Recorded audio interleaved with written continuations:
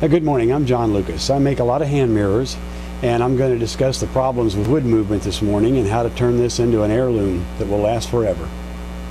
The first thing you have to do, of course, is decide on the size of the glass, and I found that all the glass is not equal. Some of them come in metric sizes, some in inches, but you need to measure it to find out what size it is.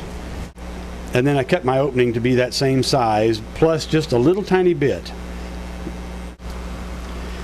As you can see here, the glass fits very snug. In fact, I'll have to use a suction cup to get it back out. What I want is just a little bit more, but not very much.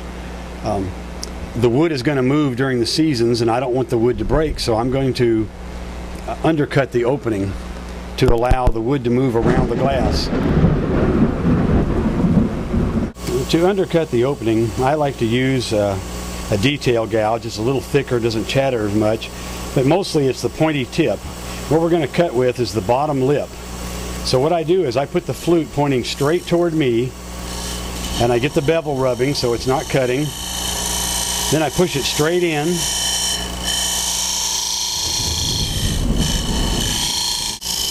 Use that bottom lip to cut, and that opens that opening up. Then I'll pull the bottom lip around and scrape the opening in a shear scraping action to kind of clean up that opening.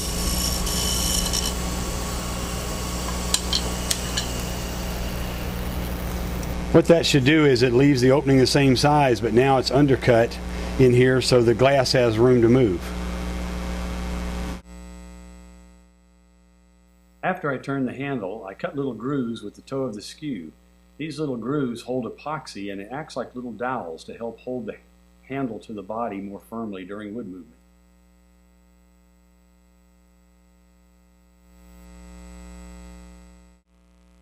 Often while turning, it changes the grain of the wood, so the last thing I do is drill the hole. I rotate the wood until I find the perfect location for the handle. Then I mark the handle. Now, unfortunately, in this situation, the grain is running crossways and the handle is running up and down, so I'm going to have wood movement problems that I need to deal with because of expansion and contraction. To drill the hole, I use a V-block that I built to go on the drill press. It's very important to clamp the piece to the V-block. To score the inside of the hole, I use this little abrasive bit that I bought from Dremel. I believe they also sell them from Kutzall. And all I want to do is put some scratch lines on the inside. I don't want to enlarge the hole. I just simply want to go in there and put some little scratch lines. Those give it teeth so that it binds up with the handle when I insert the two.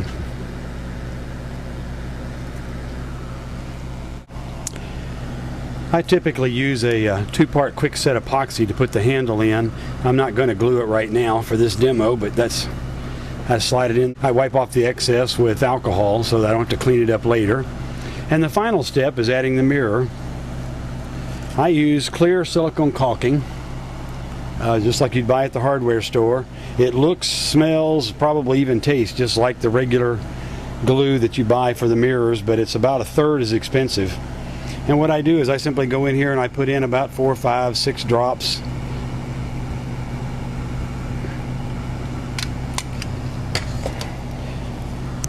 And then I drop the glass in, and you'll notice it just barely fits. So it looks really good that way, but if I ever need to get it out, if it's broken, it's fairly easy to chip out. And I found that this clear silicone caulking will last a very, very long time. I've tried other glues, and there's nothing I can find that works better.